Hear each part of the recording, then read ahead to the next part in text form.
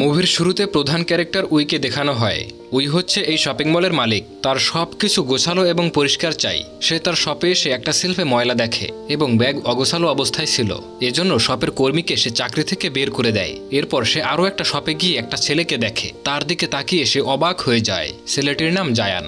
তখন একজন মহিলা বলে সে একটা প্রোডাক্ট কিনেছে কিন্তু প্রোডাক্টটি ভালো না এবং সে শপের মালিককে খুব আজেবাজেভাবে গালি দিচ্ছিল। উইয়ের ম্যানেজার তাকে এসব না দেখার জন্য নানাভাবে বাধা দেয়, কিন্তু উই দেখে নেয় এবং সে কাস্টমারের সাথে ঝগড়া বাঁধিয়ে দেয়। তখন সেখানে জায়ান আসে। জায়ান এই মহিলাটিকে একটি অফার দেয়, বলে আপনি আমাদের মল থেকে শপিং এবং মেকআপ করলে আপনাকে বিশেষ ডিসকাউন্ট দেওয়া হবে। এসব কথা শুনে মহিলাটি তার ঝগড়া বন্ধ করে ফেলে এবং বলে এই সেলসম্যান অনেক স্মার্ট। সে কত সুন্দরভাবে এই সিচুয়েশনটা হ্যান্ডেল করেছে। উইয়ের ম্যানেজার তাকে বলে এই সেলসম্যানের নাম জায়ান। সে আজই জয়েন করেছে এবং সে তার আগের কোম্পানিতে টপ সেলার ছিল। সন্ধ্যায় নতুন এমপ্লয়ীদের ওয়েলকাম পার্টিতে উই অনেক বেশি ড্রিঙ্কস করে ফেলে আর মাতাল হয়ে সে পুরুষের ওয়াশরুমে চলে যায়। জায়ানকে দেখে বলে তুমি কি আমাকে ফলো করছো? জায়ান বলে এটা জেন্টস টয়লেট। উই বলে সত্যি সে জেন্টস টয়লেটে ঢুকে পড়েছে। তখন হঠাৎ সে জায়ানের উপর পড়ে যায়। তখন অনিচ্ছাকৃতভাবে সে জায়ানের বেল্ট নিয়ে চলে যায়। জায়ান তার পিছু পিছু আসে। উই জায়ানকে জিজ্ঞাসা করে সকালে কেন আমাকে সাহায্য করেছিলে? আমাকে পছন্দ করতে শুরু করেছো নাকি? জায়ান বলে আমি আপনাকে পছন্দ করি না, আমি শুধু সমস্যা সমাধানের চেষ্টা করেছি। নেশা কেটে যাওয়ার পর উইকে ওয়াশরুমে দেখানো হয়। সে মাতাল অবস্থায় জায়ানকে কি বলেছিল এটা ভেবে খুব অকওয়ার্ড ফিল করছিল। পরদিন মলে উই জায়ানকে দেখে। তখন সে একজন কাস্টমারের হাত ধরে প্রোডাক্ট সম্পর্কে বলছিল, যা দেখে উই জেলাস হয় এবং জায়ানকে বলে আমি এখানের সব প্রোডাক্ট কিনে নেব। জায়ান তাকে বাহিরে নিয়ে আসে এবং বলে এসব কেন করছেন? উই বলে আমি তো তোমার সেলস বাড়াতে সাহায্য করেছি। এই বলে সে জায়ানকে মার্কেটিং ম্যানেজার পদে প্রমোশন দিতে চায়, কিন্তু জায়ান তাকে মানা করে দিয়ে বলে আসলে আপনি আমাকে পছন্দ করেন, তাই আমাকে অন্য মেয়েদের সাথে দেখে আপনি জেলাস ফিল করেছেন। তখনই শপের আরেকজন এমপ্লয়ের সাথে কাস্টমারের ঝগড়া লেগে যায়, তাই জায়ান তার সমাধান করতে ভেতরে চলে আসে। উই মনে মনে বলে পৃথিবীতে এই প্রথম ব্যক্তি যে আমাকে রিজেক্ট করে দিয়েছে। পরবর্তী সিনে উইকে জিমে দেখানো হয়। তার জিম ট্রেনার ও তার বন্ধু ইয়ং তাকে পছন্দ করে। সে সবসময় তাকে পটানোর জন্য নতুন নতুন কৌশল অবলম্বন করে। প্রতিদিনের মতো আজও যখন তাকে সে ইমপ্রেস করার চেষ্টা করছিল তখন উই রেগে যায়। ইয়াং তখন জিজ্ঞাসা করে আজ এত রেগে আসো কেন? উই বলে শপিং মলে আজ একজন নতুন এমপ্লয়ি এসেছে। সে নিজেকে অনেক বেশি হ্যান্ডসাম মনে করে, তাকে উচিত শিক্ষা দিতে হবে। এরপর মলে ইউজি এবং আরেকজন কর্মী ইউ এর সম্পর্কে কথা বলছিল। তারা বলে যখন থেকে মিস উই মালিক হয়েছে তখন থেকে অনেক এমপ্লয়ি তার আচরণে বিরক্ত হয়ে চাকরি ছেড়ে চলে গিয়েছে। তাদের কথাগুলো জায়ান শুনছিল।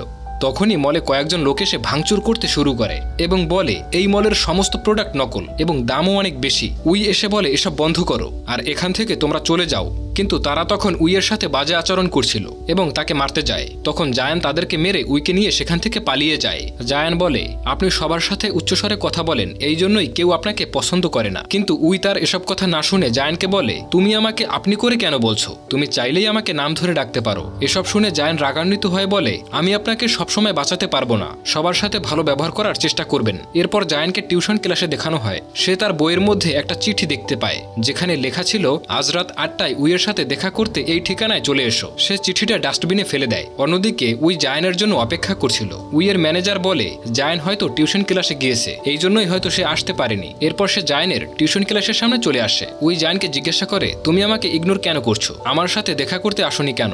সে বলে আমি ব্যস্ত ছিলাম। তখন উই তাকে একটা গাড়ির চাবি দেয় এবং বলে তুমি আমার জন্য কাজ করবে এবং আমি তোমাকে এই টিউশনের চেয়ে অনেক বেশি টাকা দেব। জায়ান গাড়ির চাবি না নিয়ে চুপচাপ সেখান থেকে চলে আসে। অন্যদিকে উইয়ের ফিউন্স জিনকে দেখানো হয়, যার সাথে তার বিয়ে ঠিক হয়েছে। সে হচ্ছে উইয়ের বাবার বন্ধুর ছেলে। সে উইকে খুব পছন্দ করে, কিন্তু উই তাকে মোটেও পছন্দ করে না, কারণ সে কোনো কাজ করতো না, শুধু বাবার টাকা খরচ করত। সে উইকে বলে আগামীকাল তাদের ফ্যামিলি পার্টিতে জয়েন করতে, কিন্তু সে রাজি হয় না। তার উল্টোপাল্টা আচরণ দেখে উই বিরক্ত হয়ে সেখান থেকে চলে যায়। তখন সে উইকে একটা উপহার দেয়। উপহারটি ভুলবশত নিচে পড়ে যায়। একটা গাড়ি এসে সেটা নষ্ট করে দেয়। এতে জিনের খুব মন খারাপ হয়, তাই সে বাধ্য হয়ে বলে আগামীকাল সে জিনের পার্টিতে অ্যাটেন্ড করবে। পরদিন সে মলে ঢুকতে জায়ানকে দেখেই তার সাথে কথা বলতে যায়, কিন্তু তার আগেই জিন চলে আসে। এসে বলে তুমি কাল বলেছিলে আমার পার্টিতে অ্যাটেন্ড করবে, তাই অনিচ্ছা সত্ত্বেও তাকে যেতে হয়। পরের দিন জিনের পরিবার ও উইয়ের পরিবার একসাথে লাঞ্চ করছিল এবং তারা তাদের ব্যবহৃত জিনিসের ব্র্যান্ড নিয়ে কথা বলছিল, যা শুনে উই খুব বিরক্ত হয়ে সেখান থেকে চলে আসে এবং জায়ানকে বলে আমি চাই তুমি আমার বয়ফ্রেন্ড হয়ে যাও।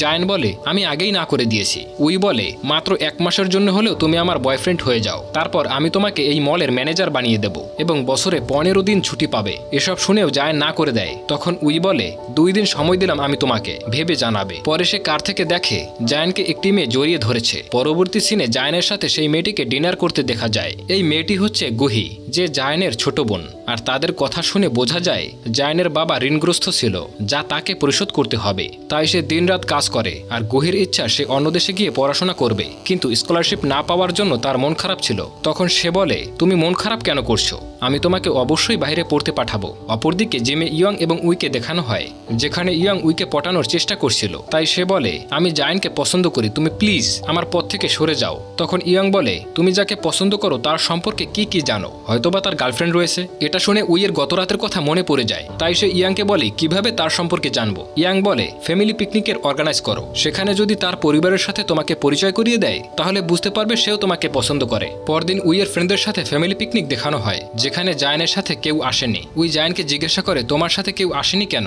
তুমি কি কাউকে পছন্দ করো? জায়ান বলে তাতে তোমার কি। তারপর ওরা সবাই মিলে গেম খেলে। খেলা শেষে সবাই গিফট নিচ্ছিল।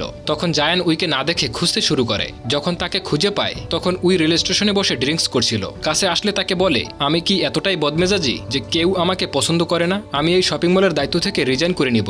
জায়ান বলে তুমি যেমন আছো সেরকমেরই ঠিক আছো। উই বলে তাহলে তুমি কেন আমাকে পছন্দ করো না? আর আমি ছোটবেলায় এরকমের ছিলাম না। আসলে উই ছোটবেলায় এরকমের বদমেজাজি ছিল না। তাকে বলা হয়েছিল সফল ব্যক্তি হতে হলে অনেক বেশি স্ট্রিক্ট এবং রুট হতে হবে। জায়ান তার কান্না থামিয়ে তাকে সেখান থেকে নিয়ে আসে। পরদিন উইকে জিমে দেখানো হয়, যেখানে ইয়াং তাকে জিজ্ঞাসা করে গতকাল গেম শেষে কোথায় গিয়েছিলে? উই বলে আমার কিছুই মনে নেই। তখন তার মনে পড়ে যায় সে একটা বইতে পড়েছিল কাউকে ভালোবাসায় আটকে রাখতে হলে তাকে জেলাস ফিল করাতে হবে। এরপর মলে জিনকে দেখা যায়, সে ফুল ও ডায়মন্ডের কিছু নেকলেস উপহার দেয়, কিন্তু বক্সে নেকলেস ছিল না। দোকানদার জিনকে বলে তুমি যেই টাকা দিয়েছো সেই টাকায় শুধু বক্সটাই পাবে। তখন এক ট্যাক্সি ড্রাইভার এসে ভাড়া চায়। এসব জায়ান তার সব থেকে দেখছিল আর হাসছিল। আসলে উই জায়ানকে জেলাস ফিল করাতে চেয়েছিল, কিন্তু জিনের আচরণে রেগে সেখান থেকে চলে আসে। তারপর সে জায়ানের শপে কসমেটিক্স কিনতে আসে।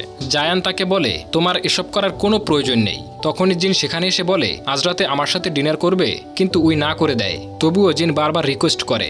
উই জায়ানের হাত ধরে বলে আমি আজ রাতে তার সাথেই ডিনার করব, তাই তোমার সাথে যেতে পারবো না। জিন উইকে জোর করে নিয়ে যেতে চায়, কিন্তু জায়ান বাধা দেয়। তখন জিন বলে তুমি কি আমাকে বাধা দেওয়ার? সে বলে আমি তার বয়ফ্রেন্ড। এটা শুনে জিন তাকে চর মারে। তখন শপের বাইরে এবং ভেতরে অনেক মানুষ এগুলো রেকর্ড করছিল, তাই জিন সেখান থেকে চলে আসে। পরদিন উই জায়ানের টিউশন ক্লাসে আসে এবং এসে জানতে পারে জায়ান অসুস্থ, তাই সে তার বাসায় চলে আসে। উই জায়ানকে জিজ্ঞাসা করে তুমি আমাকে কেন বলনি যে তুমি অসুস্থ?